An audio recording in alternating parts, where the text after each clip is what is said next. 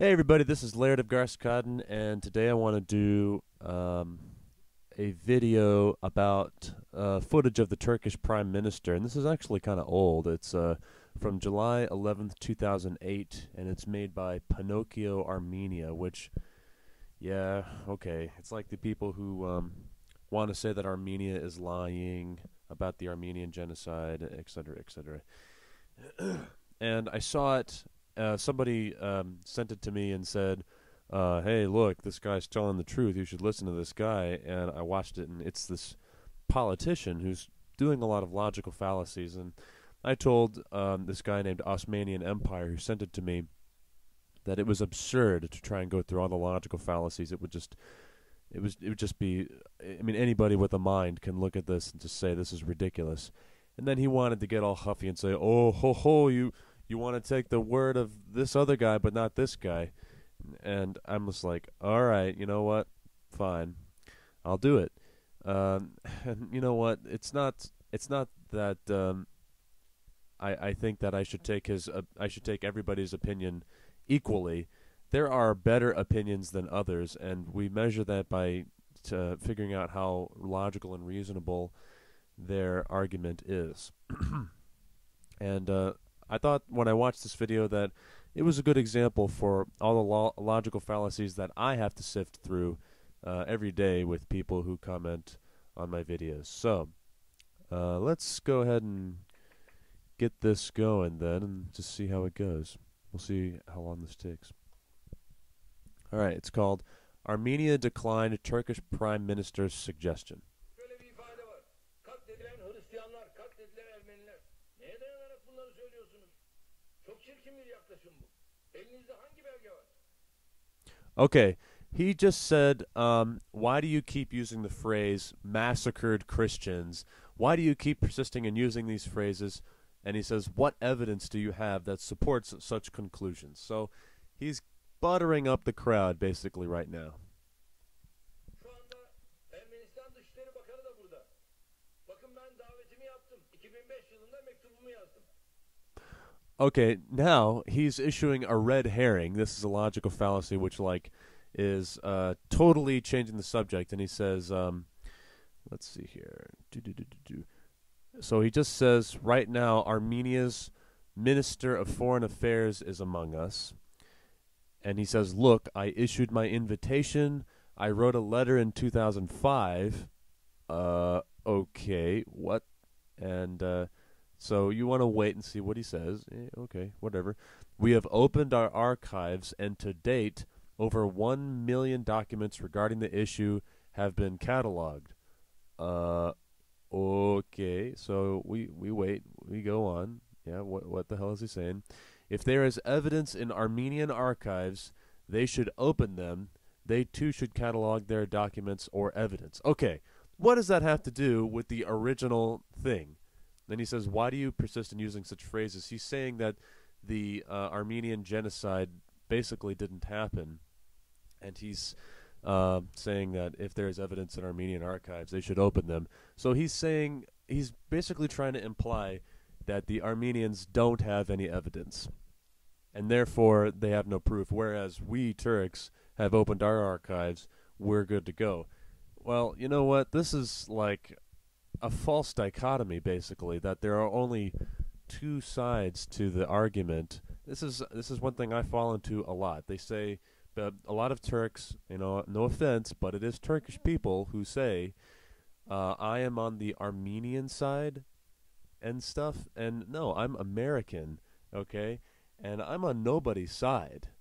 And this is the same thing. He says that it's between Turkey and Armenia. It's us versus them, that mentality. Well, there are plenty of other perspectives out there to choose from, such as the people who came from Germany, the people who came from Britain and America. They were all there watching the Armenian genocide happen too. It's not just the Armenians who witnessed it. Everybody around basically witnessed it. Everybody important. Russians were there too. And so he says, oh, the Armenian archives don't do it. Well, you know what? We have Russian, German, British, and American archives that all say that it happened. And Ottoman archives basically say that it happened too, even though we don't have a lot of access to all of them. and not a lot of people are allowed to go in. But whatever. Look, this is a false dichotomy. I'm just pointing out the logical fallacies. This is stuff that I have to go through too. So let's go on. Varsa Ermenistan da arşivlerini açsın. Onları da tasnife tabi tutsunlar. Ve diyoruz ki gelin burada arkeologlar görevlendirelim. Tarihçiler görevlendirelim. Siyaset bilimcilerini görevlendirelim. So he's saying now our position is that archaeologists, historians, political scientists, and lawyers should be commissioned to investigate and study this issue. Basically, he's saying that none of us are expert enough to investigate it for ourselves. We don't have the expertise to determine what is true and what is not true. And yeah, right. Okay, you know what?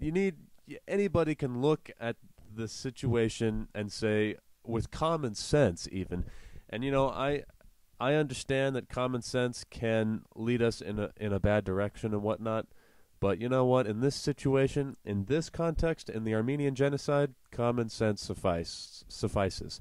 And I've made 2 videos about the Armenian Genocide proof videos, and I tried to play to common sense more than just saying, here's the evidence, here's the evidence, here's the evidence, which most people don't want to look at the evidence. So I say, okay, everybody has common sense, all right? Why did Turkey deport Armenians from all over Turkey instead of just the afflicted areas? Why didn't they give them food, water, and shelter on the journey towards Syria? Why did they deport them in another war zone?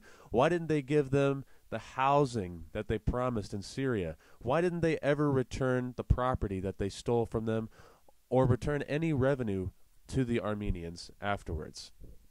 They didn't make any plans to, and all throughout the World War I, they never prepared for the mass movement of the Armenians. They did not want them to live, basically. Even at the end of World War I, no efforts were made, and there were like actions to make it look like it was legal.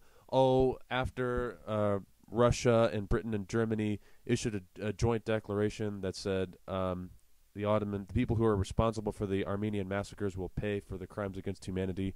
Talat Pasha demanded a law be put place so that his deportations would look like it was legal. But it had already been going on for a month, but he had to make it look legal for all the other people to go on. I mean, for those 3 countries to be like, oh, it's a law, okay, back off. Nobody buys that, Talat Pasha. Things like that. And, the laws for deportation and expropriation and confiscation, the temporary laws, they were unconstitutional, but they did it anyway. They just would, shh, no problem. Senator Ahmed Riza pointed out the unconstitutionality.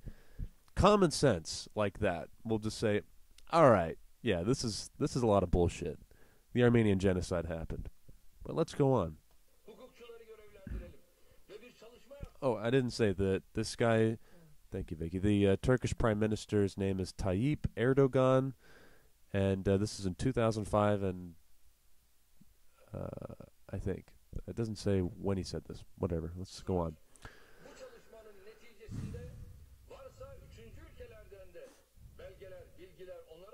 Okay, so he just said that if there are any third parties that out there who have archives, then the commission should investigate that too. As if there hasn't already been a whole lot of investigation of these archives. He's basically making it sound like nobody has looked at these archives before. Yeah, right. Oh, yeah. Nobody's ever looked at those. Bullshit.